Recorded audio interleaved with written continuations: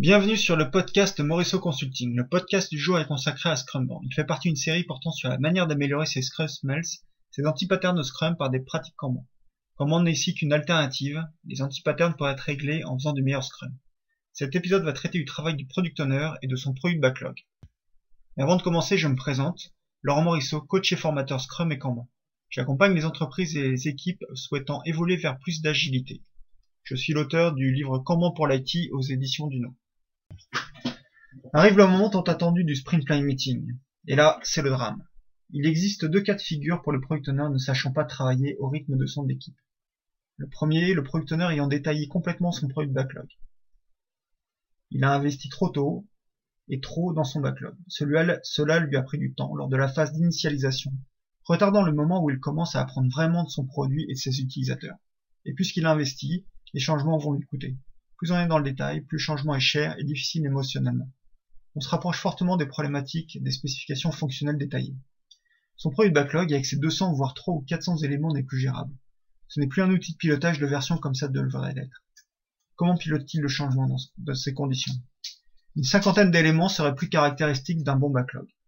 Ceci dit, les sprint planning meetings se passent bien, les sprints aussi, il n'y a pas de blocage par manque d'informations.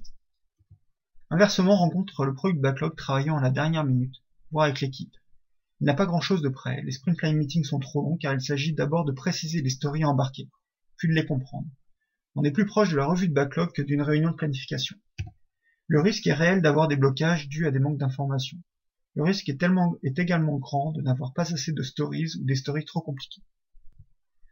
Si on résume, le risque du Product Backlog pour le Product Owner est d'avoir un Product Backlog pas prêt pour le Sprint Planning Meeting, ou au contraire d'avoir un Product Backlog trop prêt. Les conséquences se traduisent également en anti-pattern de Scrum, des stories pas prêtes embarquées dans le sprint, et pas de pilotage de la version. Donc des risques au niveau sprint et version. Le problème peut se modéliser ainsi. Si Scrum est un processus itératif et incrémental, timeboxé, s'appuyant sur un Product Backlog, alors ce dernier doit être alimenté par un flux de demande. C'est un processus de mûrissement qui se fait au rythme de l'équipe Scrum. Le Product Owner doit donc gérer son Product Backlog en flux, tiré par la capacité de l'équipe. Qu'est-ce qu'on propose avec Scrumban? Comme toujours, on garde l'essentiel. Cette fois, le Product Backlog et les stories. Nous allons utiliser un système Kanban pour modéliser le Product Backlog et ce processus de mûrissement. On passe d'une gestion par fichier plat à un processus à 4 étapes. Ces états sont des exemples et peuvent varier selon votre manière de travailler. Des stories proposées, des stories acceptées, des stories estimées et des stories prêtes. Ensuite, nous fixons des limites sur les différents états de mûrissement, sauf les stories proposées. À vous de trouver les bonnes limites pour travailler de manière fluide. Votre point de départ est la colonne story prête, qui doit avoir une limite un peu plus importante que la vélocité sur un sprint. Puis on remonte le flux de demande. Les effets attendus sont de gérer son backlog en flux tiré, avoir le bon nombre de stories prêtes, ni trop ni pas assez, une meilleure visibilité sur le cycle de vie d'une story. Et les concepts Kanban que l'on vient de voir sont de gérer un système en flux tiré et gérer le flux sur toute la chaîne de valeur. Et voilà, c'est la fin de ce podcast sur l'amélioration des Scrum Smells par des pratiques Kanban pour doucement aller vers du Scrumban.